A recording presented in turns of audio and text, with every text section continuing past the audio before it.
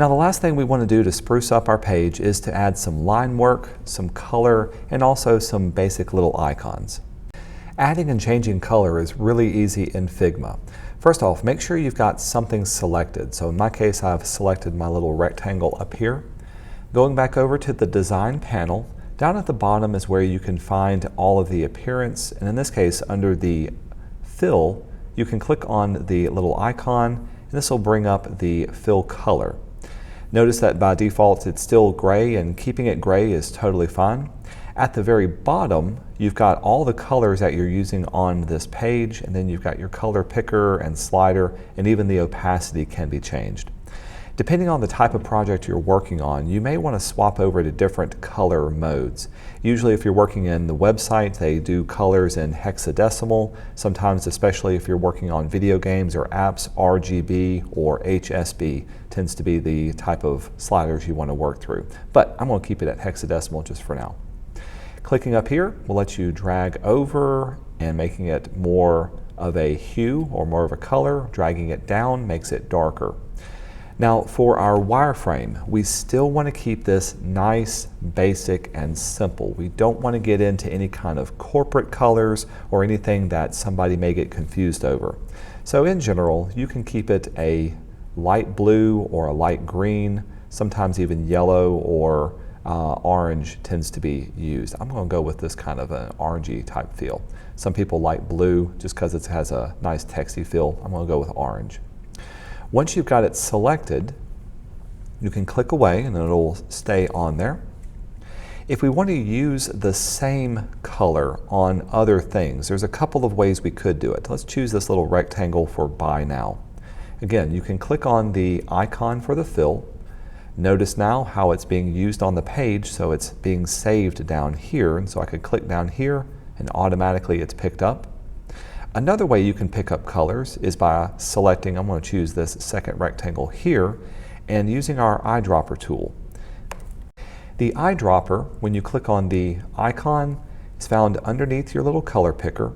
This will let you click anywhere on your page and you can see how it automatically recognizes that color, and it'll even show you what the value of it will be. So if I clicked on this color up here, it will apply it to whatever you have selected. Ooh, I said that may have been the last way. Let me show you one other way you can duplicate or reuse colors that you've already got. If you've got an object selected, you can go up to Edit and you can copy the properties of that object.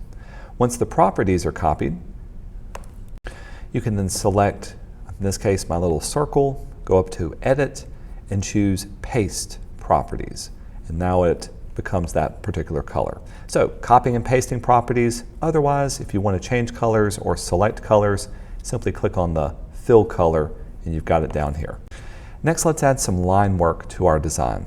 I'm going to select my little product photo rectangle. A line is known as a stroke in this design, and it's found underneath your fill properties. And so click the plus sign, we'll add a stroke to it. Just like with the fill color, it needs to have a color selected, and I'm going to keep it just the default of black for now. You can position this line either inside or outside of the rectangle that you have, but the line height is the width of it. You could type in a specific size, so if I typed in 3, hit return, you can see how it gets thicker, or just like the others, you can scrub in and dial in exactly what you want. So maybe I want this to be right at 4 points for this one. Let's do the same for our two little buttons down here. So I'm going to select both of these because I want the same line to be on both. So I'm going to hold down Shift and get that one. Go down to my stroke, click the plus sign, and use my scrubby to bring this in. You can see how this is going on the inside. Hey, if I wanted that line to be on the outside or the center, I can change it over, and now it's going to grow from the outside this way. For this one, I'm going to leave it at 2. Now, if you do want to draw lines, let's go up to this very top right-hand corner. Usually in the top corner of an app, there's like a little drop-down menu icon you can click on. It's called a hamburger menu, by the way. And to make it, we want to draw 3 little parallel lines. I've zoomed in close enough so we can see this. The tool we're going to use is going to be our line tool. And with the line tool, you can click and drag, and as the name would suggest, it draws a line. Now if you hold the Shift key, it'll constrain the angle of it as long as you're holding down your mouse to either 45 or 90 or 0 degrees. So I'm just going to click and drag and draw one off from here. Looking at some of the other stroke properties, once you've drawn a line, besides just changing the color of it or its position and weight, I'm going to set my weight to be, let's set it to be 2 for now. I think that's looking pretty good. Some other things you can do are the starting at and ending points to it. You can round off your ending points. So in this case, now it's got a nice little rounded feel to it. I'm going to bump this up to 3 just so I can see that a little bit better. That's looking good. With it done, I want to quickly make a copy of it. I want to have 3 of these. Remember, you can do Command C and V to make a copy of it, or if you hold down the Option key, you can click and drag and you can copy it out as well too. As long as I've got all 3 of those done, that's looking good. Hey, since I'm treating this as one particular object, I want to be able to select all 3 of these at the same time.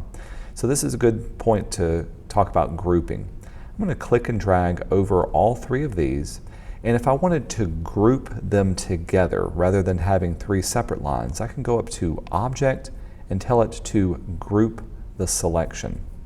Now that it's grouped together, when I click on one, all 3 of them are grouped together. You'll notice over here on your layers that you have a group now, and each one of those is inside of the group. By the way, if you wanted to select just one of these again, you could go over here and individually select it, or if you click on it and then double click, this will take you kind of inside of that group and allow you to select those individually. If you've worked in Illustrator, that's kind of like working in isolation mode.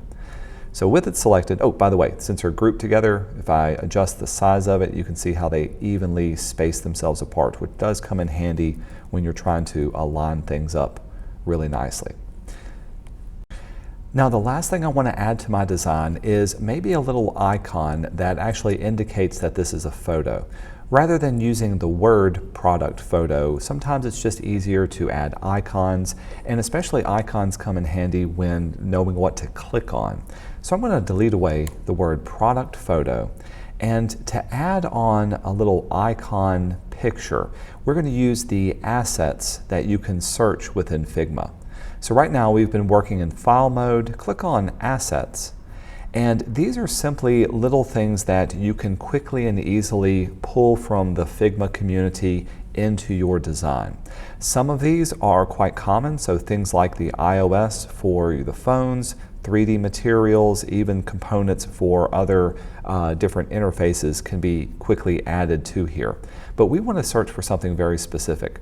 Since I'm looking for a photo frame, I want to type in photo and hit return. And this is simply just the little icon for a photo. I can drag it and drop it into my design, and now I can start using it. Just make sure to go back to File so that we can see where it is on our layers. I'm going to drag this one into this design. Now if I want to scale it, I can click on the edge of it. Do remember to hold down the Shift key to keep everything nice and proportional. I'm going to set it inside the middle of here. Now this kind of image is a vector SVG, a scalable vector graphic. If you wanted to be able to change the color of it with it selected, you could go down to the selection colors and then be able to either choose it or pull it from here, or if you double click on it, there we go.